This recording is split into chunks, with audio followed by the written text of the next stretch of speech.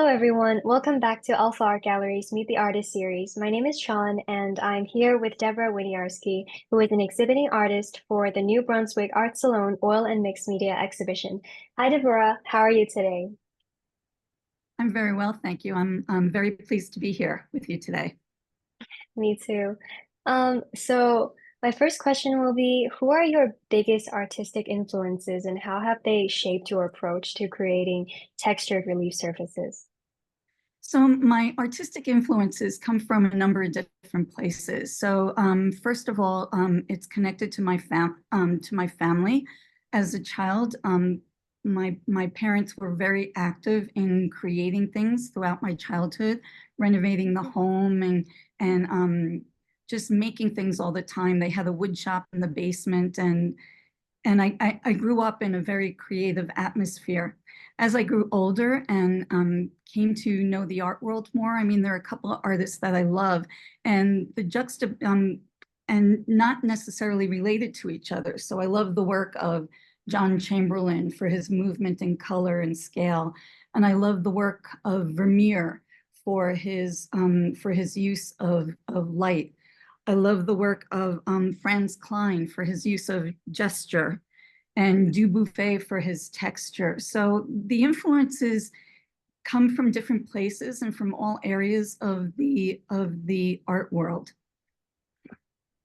Yeah, I could totally see that in your work because I feel like your work it incorporates so many like elements, like whether it's light and shadow and color, which we'll touch on later. Thank you for that answer. So I know that from your biography, I can see that you're also an instructor at the Art Students League of New York. So I wonder what is your daily teaching routine like as an instructor, and how do you view the role of art education in fostering creativity and societal impact? So I'm very proud and honored to be an instructor at the Art Students League of New York. And my role as instructor there is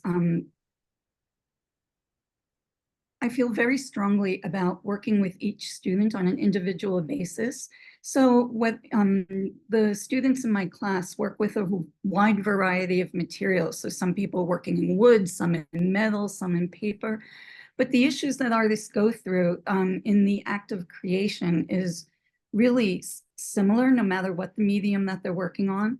So I work with each student individually. My schedule is such that I teach 3 classes at the Art Students League. One is an online class over Zoom, as we're doing now. And then there are two in-person classes. So the in-person classes, I'm sitting down with each student on a one-on-one basis, just talking about what's going on in their work. And so we speak primarily to the formal aspects of what's going on, you know, line, shape, color, things that you can see and point to. We talk about technical issues. But more often the conversation drifts to those issues that all artists approach, you know, facing the blank canvas. How do you know when something's finished? How do you know, um, the act of creation involves trying to put a face to the vision that you have inside of you. And each person's vision is very unique and individual because each person is unique and individual. So how to get to that is a lot of what the conversation entails. And as for the, societal impact, I don't necessarily speak to the impact that their work will have on society, but I believe that each individual has an impact in their own way, and art in itself is a political action, maybe not overtly political. So some people's work may more directly address things going on in society. Oftentimes, it's about beauty and color and form and line relationships. So I think that every individual that expresses themselves has an impact, and you can never know what that impact will be, but it's important to keep going. Yeah, that's really inspiring. I really wish I could be one of your students. Um, so your mixed media relief paintings use a variety of processes, so like printmaking, painting, drawing, and sewing. So I wonder, how do you determine which methods to combine for a particular piece, and why do you prefer mounted sculptures instead of other forms like having them hanging or So mine is a process that's developed over time. So when I first began working, um, the focus was primarily on the movement. And over time, different processes came to, began to appear in the work. So some works, so the processes that you just mentioned are really involved in all of the works that I create now. And there's really no distinction between, it's not, I don't see it as an intellectual process where I'm actually thinking, oh, I'm going to do this now, or oh, I'm going to do that now. It's a process that's somewhat comes intuitively now. So and I feel that in my work, I'm really responding to what's happening in front of me. So I begin these more recent works, the works that you see behind me, all begin in a somewhat similar manner with shifts in emphasis. So I'll begin by cutting long strips of material or wide swaths of material. And then I begin to use the sewing machine, the electric, regular sewing machine. And I feel like with the sewing machine, I'm drawing with the sewing machine. So I'm creating line, I'm moving the fabric around with the sewing machine. And then I create somewhat of an infrastructure within the fabric. So this way it can maintain a form. And then I stiffen it. And it's all about really responding to what's happening. For me, the color always comes last. I don't know why that's so, but that's what's been happening. So the way I see my work is that the focus is really about the line and the shadow and the movement. And then the color, when the color does show up, it's in support of the movement and lines that are happening in front of me. So I can't really, it's not a preconceived process. I mean, there is a process that I go through, but it ends up being different every time. So the work being free-formed is something that's also happened over time. My works were formerly once on a rectangular plane, and then the relief just started happening on top of the flat plane. And eventually I decided that the rectangle wasn't needed anymore. And then once they developed into these free-form shapes, I just went with it. yeah, I can really relate to like when you talk about like responding to what's in front of you, because for me personally, I was also taking a visual arts class this last semester, and we always like the professor always had us like make a plan before actually making the sculpture. So I always come up with a plan, and I also like end up with changing everything, every single thing, and I always sort of need to respond to everything. Also because like because we were making found object sculpture and also wire sculpture. So and these are really like unfamiliar to me. And so all the materials like reacted differently with what I thought. Like for instance, the wire is not like strong enough to hold or something. So I think I can really relate to that. No. I think it's important not to go in with a preconception. I think a preconception is different than a concept. So I see a preconception as, and I talk with my students about this all the time. You can't possibly know what's going to happen once you begin a work, unless you're one of those, unless you have a preconception, which means that you have a sense of what you want at the very end, and then you put blinders on and go full steam ahead towards that specific goal. But along the way, oftentimes, so many things happen that are unexpected and surprising. And but the person with the preconception is just going to go past, you know, may go past those things without seeing them because they already have an idea in mind of what the final product will be. But if you're just working with the concept, you can be thoughtful about those things and make decisions as you go. You don't necessarily want to follow every surprising thing that comes up along the way. But if you're if you don't have an end in mind, they become possibilities. I'm a big believer in possibilities. Yeah, that's so inspiring to hear because um I feel like when I was making the things, because I'm originally an art history student, so I was really unfamiliar to actually making art. So during my first project, I was really like insecure about what I'm making. But then when I actually spend time in the studio, like going there at 11 p.m. and like spending 2 hours in there, I think I really like I feel like I'm just going with the flow and I really enjoyed it like more than I thought. I'm a big believer in Oh, that because, you know, the act of making, it's not an the act of creating, I don't see as an entirely intellectual process. I mean, you can't create without your brain, obviously, but oftentimes our brains and our intellect can get in the way of reaching deep down to our, you know, that emotional aspect of ourselves is where I believe all great art lies. um, many of the titles of your work seem to refer to like I cannot say it's specific concepts, but I think it refers to specific emotions or situations. For instance, I really love like one of your works you submitted for the exhibition of the wind. Um, I think I really love it That's the because I one feel like behind me. yeah, I feel like because it makes a beautiful contrast with like the wind, which is like um oh ever flowing and like the static form it is right now. So I think it forms a really good contrast. So I'm really curious about what the significance of these titles are and how do they contribute to the overall narrative and interpretation of each piece. So often I'm a collector of words as well as a collector of materials and other things in my life. But I read a lot of poetry, and oftentimes when I come across a particular phrase or words that I find beautiful, I write them down and I collect them.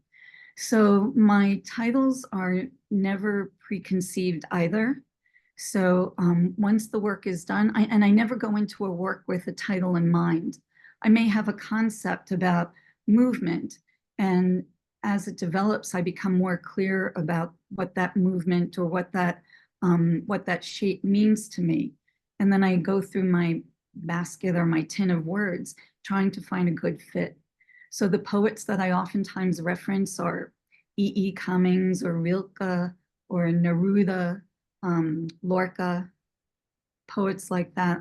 Some romantic poets, um, some less so. But I love beautiful language. So the series that I've been working on, and it began with the of the wind. I've been thinking a lot about nature and the movement in nature and wind in particular. So the blue piece that's behind that one is also um, connected to that same idea. Only it's now it broadened beyond a self-contained motion. It's more of an outward motion. Does that answer your question? Yeah, I personally also really like Neruda, but we might have like read it in different languages, but I think his poems are really beautiful. He always kept me standing there in a bookstore when I saw his poems. Yeah, poetry is another, you know, another form of abstraction and abstracting language. And those poets that I'm drawn to are those that are the more abstract, that are referencing something deep within themselves to express a feeling that may be generated from outside. But yeah. Yeah, thank you for that. So As I mentioned previously, your work captures the relations and juxtapositions of light, shadow, color, line, and edge. So how do you decide on the placement of each element to optimize the effects in your exhibitions? I know that you mentioned like you have no like sort of preconceived ideas. So I'm wondering like how exactly do you react to to the things that are in front of you? Do you still think of like how it will be exhibited or just like your personal feeling, spontaneous feeling? Yeah. I never think about how it's going to be exhibited. I mean, sometimes in the work, it also can, sort of paint myself into a corner trying to figure out the technical aspects of how something's going to hang or be seen. But I rarely think about that ahead of time. Um, I think that, you know, that the works inform each other. So the last work I did will inform the next work I do, and so on and so on. And that things may happen in something I'm currently working on that I don't like or I really like. And then in the next work, there'll be more emphasis perhaps on those things that I like and less on what I didn't like. So it changes all the time. And I never think of the exhibition as a whole. I just think about the continuity of the works themselves. Because I think a body of work is more than trying to figure out what a room will look like with all of them. I think it's more about an expression of self, and that even though the expression of self may shift from work to work, that if the works inform each other, then there'll be no problem. So there won't be a problem because the sense of the person will be there. So I don't think ahead of time about what the room will look like. I'm addressing each work as it comes. And my approach to each work in the beginning is similar, and then it changes along the way. Yeah, I see. So just out of my personal Yeah. curiosity, how how often do you produce a work? Do you like just produce it spontaneously when you want to? For example, when you like read a certain poem or when you see something, you want to produce an artwork for that, or you have like sort of schedule-like thing to produce your art? So I'm working all the time. When I'm not teaching, I'm working in my studio. I mean, of course, life things go on, along the way, but when I'm not teaching, I'm in my studio. So I'm teaching during the summer now, I'm teaching 4 days a week. So the other 3 days I'm in my studio.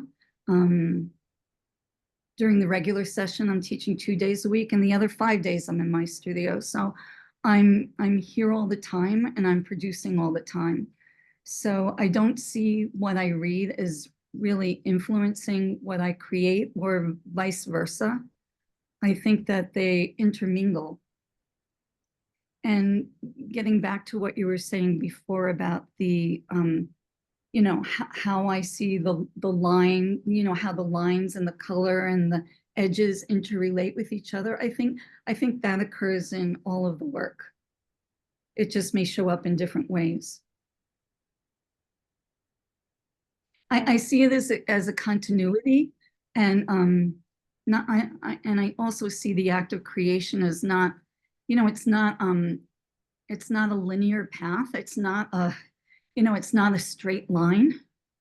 So it's often a rambling line where it's an ebb and flow.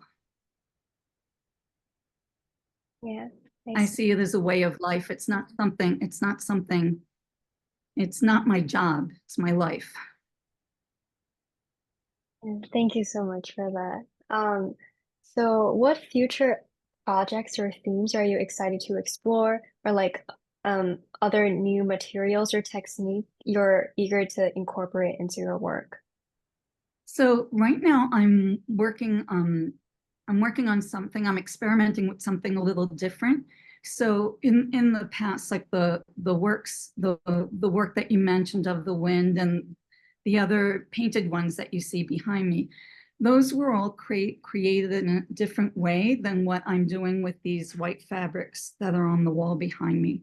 So with the works that are in color right now, I would cut the fabric into long strips, and the strips would vary in width from, they would vary in width, so some wider and some thinner than others.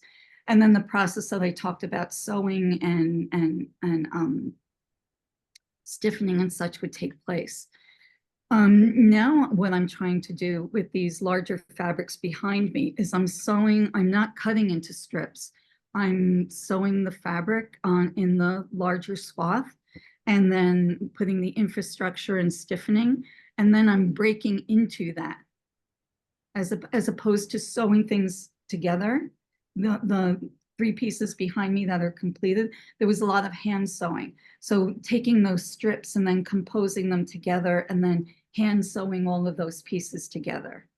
And so what I'm trying to do now is to take the larger pieces of fabric and break into them and see what happens and how I can create those linear relationships by breaking into a larger piece. And this is, I mean, this is just a small mock-up of that, but this is something that this is an example of that. So I'm interested in doing that. And I actually like seeing how what you're seeing on the wall in the white is about 4 or 5 pieces of fabric together. And I'm kind of liking that, and I don't know where that's going to go. But I eventually think that I'd like to, that these pieces may come off the wall completely and perhaps suspend in some way or stand in some way. I'm not sure.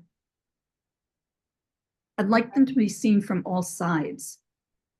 Yeah, I'll really be looking forward to that. I think it looks really cool. And also it really it reminds me of what you were mentioning earlier about like how different works are different, but they still speak to one another. I feel like the materials are the same, but like the techniques, they're all like interconnected. Exactly. Good. So I'm glad that can be seen to some degree. yeah, of course. So lastly, what advice would you give to emerging artists who are trying to find their unique visual language in the contemporary art world, especially those working with like mixed media like you? So the first thing I would say is don't think about the contemporary art world, because I think that yeah, only because, sorry, but you can't, I think it's important for people to give them, for especially young artists, to give themselves the time to figure out who they are through their materials, and how, and to explore different materials to find out what works for them and gives them a more direct access to self-expression. And if they put that in the context of thinking about the contemporary art world, then there's the chance of creating for someone outside of themselves. Like I would say, don't work towards something that you see already happening in the contemporary art world. Don't paint or don't create work for anybody else but yourself, because there's never been any other person in the world exactly like you in the past. There never will be any other person exactly like you in the future. So each person, I believe, has something unique inside of them, a whole different set of experiences and, culture and societal and religious or whatever it is, influences. And each person is different. So each person has, I think it's the job of every artist to find out how to express that, themselves, that unique part of themselves. And once that happens and you start to put work out into the contemporary art world, stick to your guns. The artist is always right. And working with the contemporary art world, I see it as a partnership.